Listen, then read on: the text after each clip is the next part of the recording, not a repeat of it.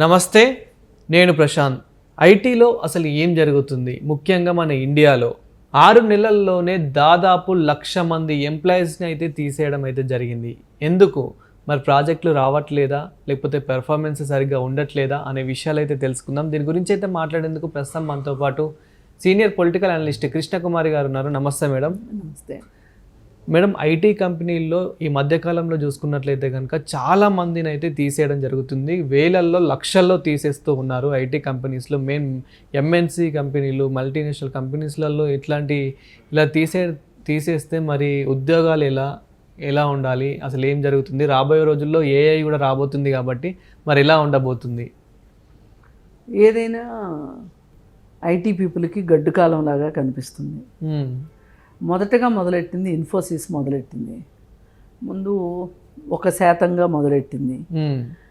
ఇప్పటికీ 3 సార్లు lay off ప్రకటించారు. వాళ్ళు ఉద్యోగాల్లోంచి తీసేశారు. అలాగే అమెజాన్ ఒకటి. ఇలా మీరు ఇంటెల్ కావచ్చు, ఈ కంపెనీ ఆ కంపెనీ అని లేదు, సేల్స్ ఫోర్స్ అని ఆ కంపెనీ ఈ కంపెనీ, అన్ని కంపెనీలు ఈ సంవత్సరం మొదలైన దగ్గర నుంచి ఇప్పటికీ 2 సార్లు, పోయిన సంవత్సరం చివరిలో ఒకసారి, అంటే దాదాపు 2-3 సార్లుగా ప్రతి కంపెనీ కూడా ఎంప్లాయీస్ని తీసేస్తుంది. మరి ఈ తీసేయడం వెనకమాల కారణాలు ఏంటి అని చూసుకుంటే కనుక ప్రపంచవ్యాప్తంగా ఉన్న ఆర్థిక మాంద్యమే కారణం. అంతకంటే వేరే ఏమీ లేదు. అంతా బాగుంటే ఎందుకు లే ఆఫ్లు చేస్తారు? అవును. ఇప్పుడు ప్రాజెక్టులు రావాలి. ప్రాజెక్టులు ఇది ఒక రకంగా ఏంటంటే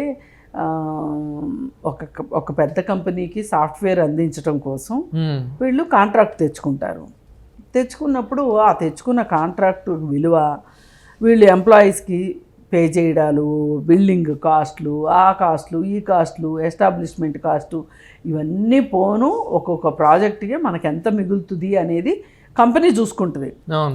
ఎవరికి వాళ్ళు లాభమే కదా. అసలు ఈ ప్రాజెక్ట్ ఇచ్చేవాళ్ళు ఏం చూస్తారు? అసలు ఈ కంపెనీకే ఇవ్వడం ఏంటి? మనం ఒక 4-5 కంపెనీల దగ్గర కొటేషన్స్ తెప్పించుకుని ఎవరి దగ్గర నాణ్యత ఉంటుంది, ఎవరి దగ్గర చీప్గా వస్తుంది అనేది చూసుకుని వాళ్ళు ఓకే చేసుకుంటారు.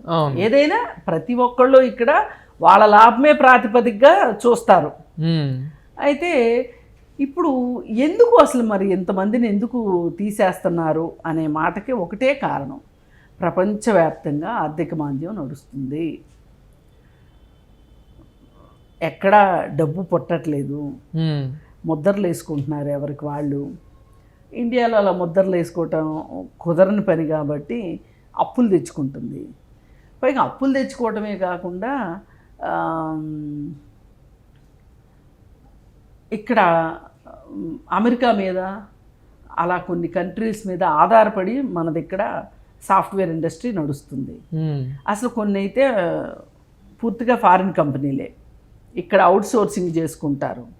ఇట్లా వీటన్నిటిలో ఎటు చూసినా కానీ అర్థమవుతున్నది ఏంటి అంటే మనకి ఐటీ ఇండస్ట్రీ లాభసాటిగా లేదు. లాభసాటిగా ఎందుకు లేదు అనుకుంటే కనుక కంపెనీలు కూడా పుట్టగొడుగుల్లాగా పుట్టుకొచ్చేసినాయి. ప్రతి ఇంజనీరింగ్ గ్రాడ్యుయేటివ్ ఏదో 2-3 కోర్సులు చేసుకొని ఐటీ ఉద్యోగం కావాలనుకోవటం, ఐటీ ఉద్యోగులకి వెళ్ళటం. ఇప్పుడు ఎప్పుడైనా ప్రాజెక్టులు ఉండి కూడా ఒక్కొక్కసారి లే ఆఫ్లు చేస్తారు. అవును. ఎందుకు చేస్తారు అంటే సీనియర్స్ని వదిలించుకోవటానికి. సీనియర్స్ చాలా జీతాలు ఉంటాయి సీనియర్స్కి.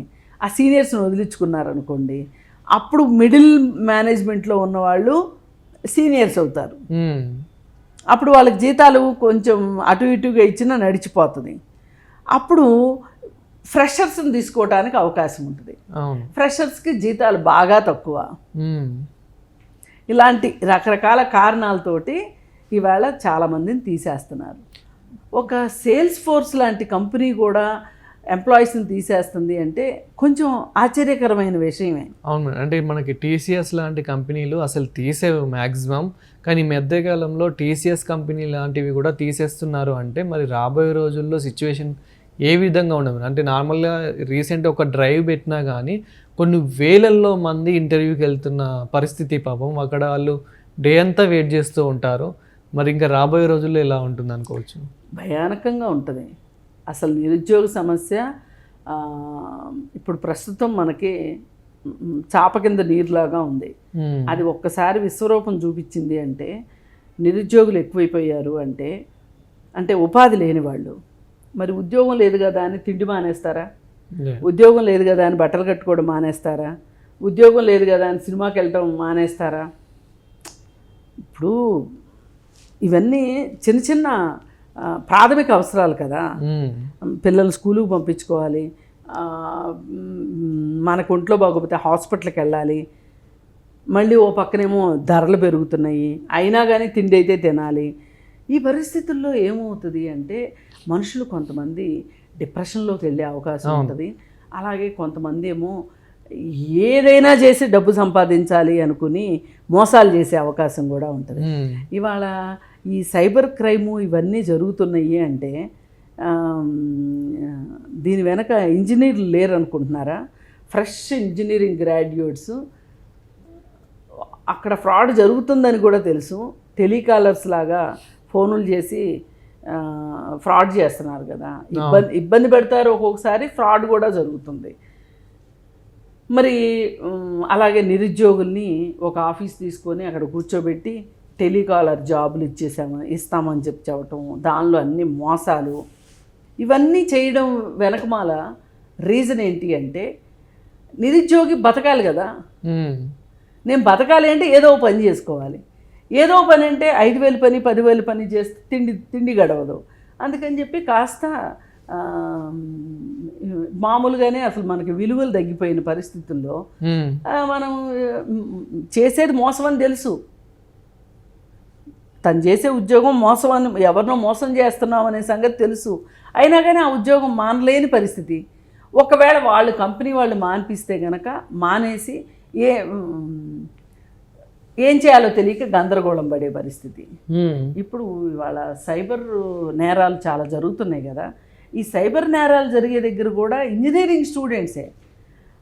అక్కడే కాదు, ఇప్పుడు మనకి డ్రగ్స్ అమ్మే దగ్గర, డ్రగ్స్ వాడే దగ్గర ఈ అన్ఎంప్లాయిడ్ యూతే ఇంజనీరింగ్ స్టూడెంట్స్. ఇప్పుడు మీరు ఏ డ్రగ్ పెడ్లర్ అన్నా కదిలించండి, ఇంజనీరింగ్ స్టూడెంట్.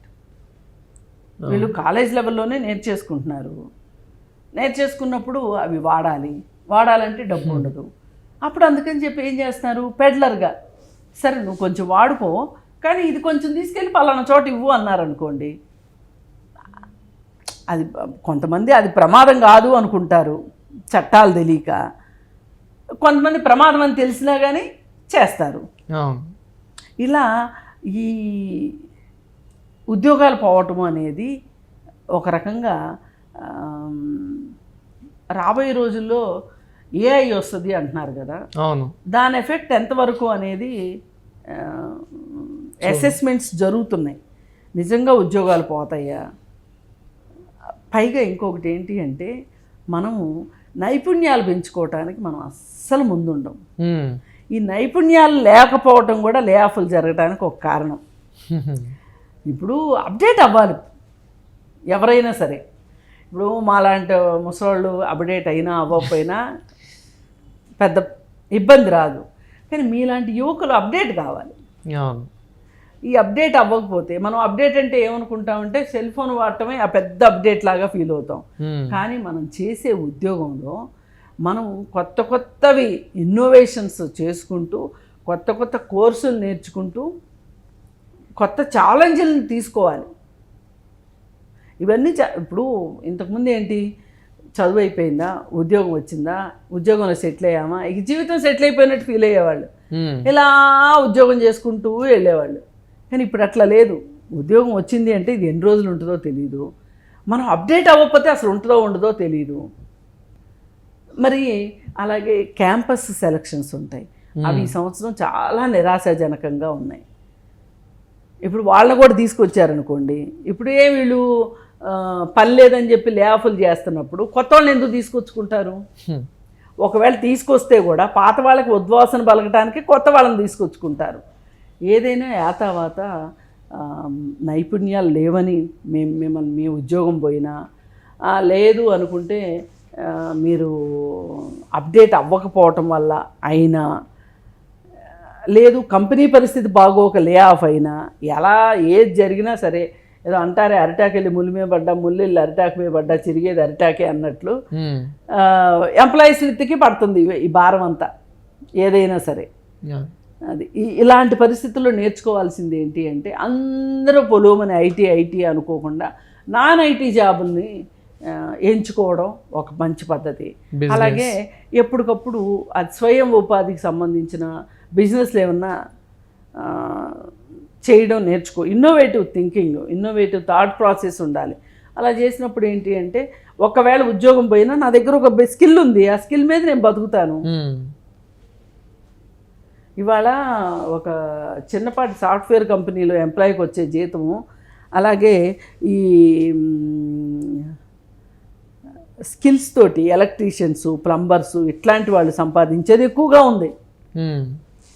చేతి వృత్తులు వాళ్ళు, అంటే వాళ్ళ దగ్గర నైపుణ్యం ఉంది, నీ దగ్గరే ఉంది, జస్ట్ ఇంజనీరింగ్ డిగ్రీ ఉంది, నువ్వు కాంపిటీషన్ పడలేకపోతున్నావు. అందుకని అసలు మొదటి నుంచి కూడా, చిన్నప్పటి నుంచి కూడా మన విద్యా విధానంలో కూడా అన్ని స్కిల్స్ నేర్పే విద్యా విధానం అనుకోండి.